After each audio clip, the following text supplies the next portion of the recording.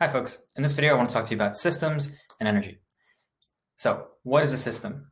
In physics you can think of it as either an object or a collection of objects, and really there's some key ideas that I want to illustrate through some examples. So in this example, let's look at a water bottle with some water inside. I could choose a system of looking at just the water and the water bottle. So what you should be visualizing is sort of like this imaginary boundary around the objects that you're choosing to call your system. In this case, when I shake up the water, nothing crosses that boundary, nothing's interacting with it. So we would call this a closed system. Nothing's crossing that boundary. If something is crossing that boundary, either water's leaving or water's being added, let's say it's raining and I hold it out and it's open, that would be an example of an open system. So open can kind of refer to either like mass being added or energy or momentum. But the general idea here is like an idea of a closed system with nothing crossing the boundary, or an open system where stuff is crossing the boundary. So an example of an open system would be if I drink from this water bottle.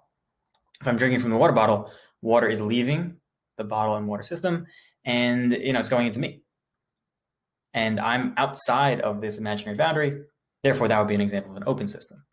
Can you think how you'd make this a closed system? It'd be just by putting me into this system. I choose another system, the water, the bottle, and me, and I can then, when I drink, it's not crossing that boundary until I like spit it up outside the building or whatever. Here's another example. This is me dropping a basketball and handball together. And pause the video, and can you think out what are the different choices of system in this example here? Pause the video, talk about it. Hopefully you thought about it. So you can choose a system of just the basketball, a system of just the handball, of them together. You can choose a system of the handball and the earth, basketball and the earth, or all three objects.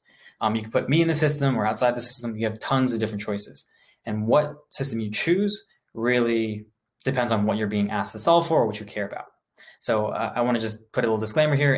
In Regents physics, typically it's clear what the system will be in a problem. You don't really have to choose, you won't really have to choose what system to look at.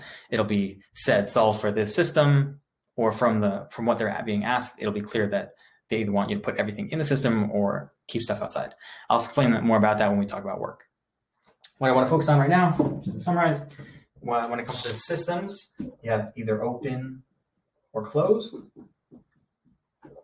and we can choose our system. So we talked about momentum. So when two things collide, I can put both things in my system, and in that case, momentum would be conserved. And if I wanted to use conservation of momentum, I'd need to put both things in my system. If I didn't want to use conservation of momentum, if I wanted to like analyze the force over time of this, the total, i.e. like meaning the impulse, then I would want to put this outside the system so that I can sort of use the change in momentum of this and equate that to the impulse on this.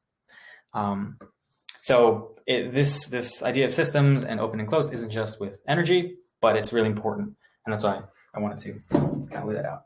All right, let's talk about work in the next video.